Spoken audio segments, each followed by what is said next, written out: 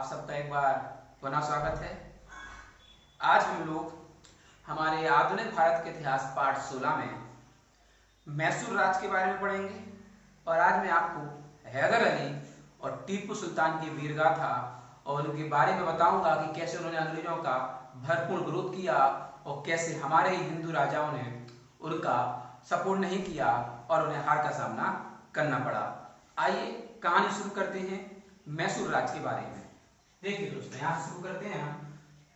मैसूर राज की कहानी शुरू होती है दोस्तों वाडियार वंश से और वाडियार वंश में 18वीं शताब्दी में दोस्तों चिक्का कृष्णराज या चिक्का देवराज, बुक में दोनों नाम दिए हुए हैं, एक अयोग्य शासक था और उसकी वास्तविक शक्तियां उसके दो मंत्रियों में थी जिनके नाम थे नंजराज और देवराज। और आगे दोस्तों उदय होता है हैदर अली का, और हैदर अली का जब उदय होता है तो उसका समय चलता है 1761 से 1782। आइए हैदर अली की कहानी समझते हैं। हैदर अली का जन्म दोस्तों 1721 ईस्वी में कर्नाटक के कोलार में हुआ था और इसके पिता का नाम था फतेह मोहम्मद। 1755 ईस्वी की बात है दोस्तों, इसे एक फौजदार के रूप में डिंडीगढ़ के फौजदार के रूप में नियुक्त किया गया, जिसे नियुक्त करने वाला था नंजराज। ये नंजराज वही था चिक्का कृष्णराज का मंत्री हुआ करता था, उसमें ही इस चिक्का कृष्णराज की वास्तविक शक्तियां निहित थी। इसके बाद दोस्तों जैसे ये फौजदार बनता है ये दो कार्य करता है, दो महत्वपूर्ण कार्य है। पहले तो ये अपना एक ब्राह्मण को शिक्षक बनाते हैं खुद का, जिसका नाम था खांडेराव, और दूसरा एक फ्रांसीसियों की मदद से डिंडीगढ़ में एक शस्त्रागार का निर्माण करवाता है।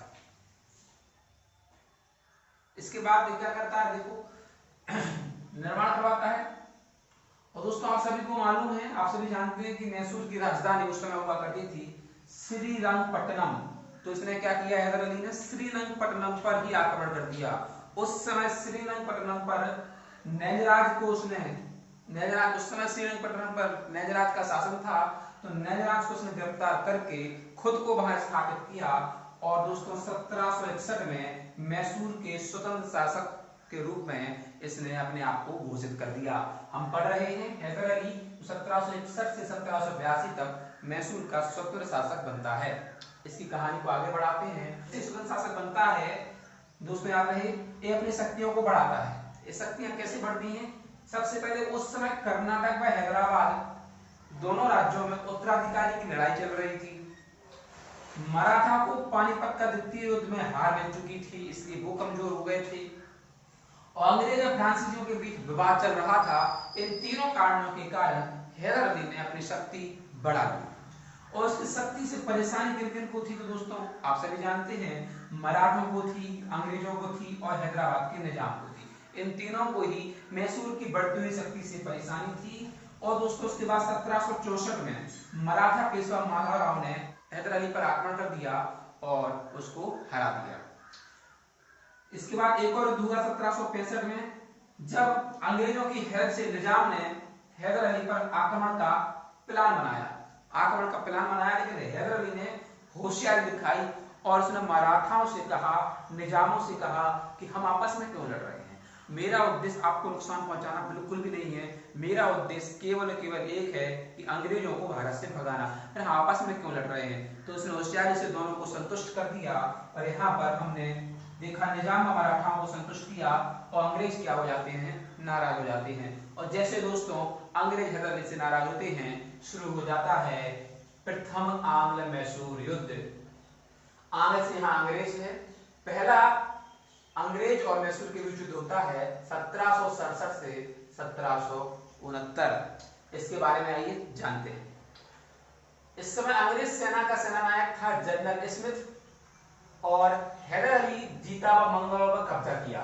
तो दोस्तों जब अंग्रेजी सेना ने हैदर अली पर आक्रमण किया तो पहले युद्ध में तो हैदर अली जीत जाता है और वह मंगलौर पर अपना कब्जा स्थापित कर लेता है। साथ में हैदर अली द्वारा मद्रास पर भी आक्रमण किया जाता है। ये वही मद्रास है जो अंग्रेजों की प्रेसिडेंसी हुआ करती थी। तो अंग्रेज द्वारा जब हार महसूस होती है तो वो क्या करते हैं, मद्रास की संधि कर लेते हैं। और मद्रास की संधि होती है, याद रखेंगे, 4 अप्रैल 1769, 4 अप्रैल 1769। इस संधि में दो बातें होती हैं। पहली बात तो ये होती है, अंग्रेजों के पास और हैदर अली के पास जो एक दूसरे के राज्य कब्जे में हैं, वे एक दूसरे के राज्यों को लौटा देंगे। एक दूसरे के जितने भी क्षेत्र कब्जे में हैं उन सबको लौटा देंगे। साथ में अंग्रेज और हैदर अली आपस में नहीं लड़ेंगे, लेकिन यदि कोई तीसरा आता है तो अंग्रेजों को हैदर अली की या हैदर अली को अंग्रेजों की हेल्प करना पड़ेगी। उसी के बाद दोस्तों अगले ही साल 1771-72 में पेशवा माधवराव ने हैदर अली पर पुनः आक्रमण कर दिया और अंग्रेजों ने उसकी हेल्प नहीं की। अंग्रेजों ने संधि का उल्लंघन किया, याद है दोस्तों, और जैसे उल्लंघन किया तो स्वाभाविक है हैदर अली क्रोधित हुआ और बनता है दूसरा द्वितीय आंग्ल मैसूर युद्ध। ये चलता है 1780 से 1784 तक। इसमें क्या क्या हुआ आइए हम जानते हैं। पहले तो जानते हैं कारण क्या क्या हुआ। तो पहला कारण तो यही था कि अंग्रेजों ने संधि का उल्लंघन किया, साथ में कुछ कारण और बन रहे थे। अंग्रेजों द्वारा फ्रांसीसी बस्ती माही जो मैसूर में ही हुआ करती थी उस पर कब्जा कर लिया था। और दूसरी बात आप जानते हैं कि हैदर अली को फ्रांसीसियों का सपोर्ट था, इसलिए एक कारण ये भी बनता है। साथ में अंग्रेजों से नाराज थे मराठा और निजाम उस समय, तो क्या हुआ, हैदर अली ने एक त्रिपक्षीय संधि कर ली। एक मजबूत संधि की मदद से क्या हुआ, अंग्रेज नाराज हो गए कि ये तीनों एक हो गए। अब क्या होता है दोस्तों, हैदर अली द्वारा युद्ध की घोषणा कर दी जाती है और एक विशाल सेना और 100 तोपों के साथ एक घोषणा होती है। और उसी के बाद दोस्तों 1780 में हैदर द्वारा कर्नाटक के नवाब पर आक्रमण करके कर्नाटक को मैसूर राज्य में मिला लिया जाता है। और फिर कर्नाटक का नवाब भागकर सीधा पहुंचता है मद्रास। मद्रास अंग्रेजों की प्रेसिडेंसी होती है। तो मद्रास में क्या होता है, अंग्रेज कर्नाटक के नवाब का सपोर्ट करते हैं। और उस समय जो अंग्रेज का सेना नायक था दोस्तों उसने क्या किया है, 2 टुकड़ियां भेजी। पहली टुकड़ी भेजता है दोस्तों मद्रास से हेक्टर मुनरो के नेतृत्व में, तो दूसरी भेजता है गन्नूर से कर्नल बेली के नेतृत्व में। लेकिन जो टुकड़ी कर्नल बेली के नेतृत्व में जाती है उसे हैदर अली हरा देता है। और जैसे ये खबर हेक्टर मुनरो तक पहुंचती है, हेक्टर मुनरो मद्रास भाग खड़ा होता है।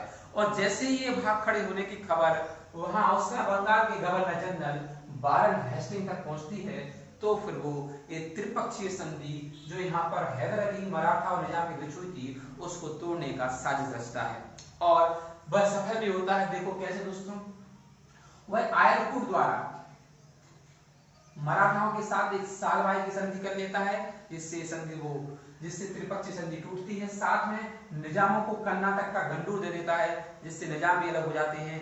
अब इस समय देखो दोस्तों, हैदर अली अकेला पड़ गया, मराठाओं ने भी उसको धोखा दे दिया और निजामों ने भी उसको धोखा दे दिया। इसके बाद क्या होता है दोस्तों, 1781 में आयरकुट के नेतृत्व में 2 दोते हैं, कोटिलोवा और पीलीलोर के दोते हैं जो हैदर के साथ होते हैं। समाप्त होता ही है कि उससे पहले ही दोस्तों हैदर अली की मौत हो जाती है। और उसके बाद जो सेना नायक अंग्रेजों की तरफ से था आयरकुट, उसकी भी मृत्यु हो जाती है। तो उस समय तक उस युद्ध का कोई परिणाम नहीं निकलता है। लेकिन युद्ध समाप्त नहीं होता है, उसको संभालता है हैदर का पुत्र टीपू सुल्तान। अब यहाँ टीपू सुल्तान ने क्या किया दोस्तों, युद्ध जारी रखा और 1784 में मंगलौर की संधि से ही इस युद्ध को समाप्त कर दिया जाता है। इसके बाद दोस्तों तीसरा आंग्ल मैसूर युद्ध होता है, जो होता है 1790 से 1792 तक। ये क्यों होता है, आइए इसकी भूमिका समझते हैं। मंगलौर की जो संधि होती है उसके अंतर्गत त्रावणकोर केरल में था, उस पर अंग्रेजों का अधिकार था। त्रावणकोर पर अंग्रेजों का अधिकार था। और दोस्तों त्रावणकोर के राजा ने डचों से 2 शहर खरीदे थे। 2 शहर थे कोचिन राज्य के अधीन थे और कोचिन राज्य टीपू सुल्तान के अधीन था। तो सुल्तान ने अंग्रेजों से कहा कि 2 शहर आपको वापस कर देना चाहिए, लेकिन अंग्रेज नहीं माने। टीपू सुल्तान भड़क उठे और हो जाता है तीसरा आंग्ल मैसूर युद्ध।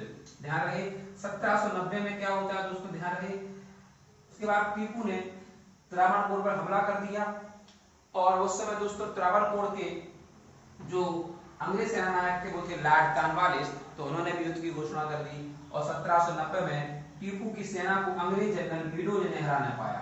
याद रहे 1790 में अंग्रेजों का जो जनरल था मीडोज, उसने तो नहीं हरा पाया, लेकिन 1792 की श्रीरंगपट्टनम पर आक्रमण कर 1792 में श्रीरंगपट्टनम पर आक्रमण पर टीपू सुल्तान हार गए और टीपू सुल्तान को आत्मसमर्पण करना पड़ा और मैसूर का एक बहुत बड़ा भाग उन्हें अंग्रेजों को देना पड़ा।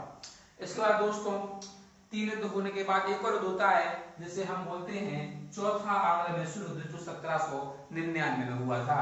दोस्तों याद रहे उस समय बंगाल का गवर्नर जनरल था लॉर्ड वेलेस्ली। दोस्तों याद रखें उसी समय टीपू ने ब्रिटिश शक्तियों से हेल्प मांगी और मॉरिशस जो फ्रांसीसियों की बस्ती हुआ करती थी उन्होंने सपोर्ट का वादा भी किया, लेकिन वेलेस्ली को एक सूचना मिल गई और उन्होंने फ्रांसीसियों के सपोर्ट से पहले ही टीपू सुल्तान पर आक्रमण कर दिया और दोस्तों उसकी हत्या कर दी। उसके बाद दोस्तों आप सभी जानते हैं क्या हुआ होगा, मैसूर भी अंग्रेजों के अधीन चला गया। तो देखा दोस्तों आपने धीरे धीरे अंग्रेजों ने अब मैसूर को भी अपने कब्जे में ले लिया। इससे पहले हमने पढ़ा था जब सिख को ले लिया था, उससे पहले दक्कन के निजाम को ले लिया था। तो धीरे धीरे करते अंग्रेज भारत में अपनी पकड़ बनाते जा रहे हैं। अब हम अपना अगला पार्ट अवध के नवाब और बंगाल के नवाब के बारे में बहुत जल्द लेकर आएंगे। तब तक आप वेट कीजिए और वीडियो अच्छा लगा हो तो उसे लाइक कीजिए, शेयर कीजिए और हमारे चैनल को सब्सक्राइब करिए। Thank you very much.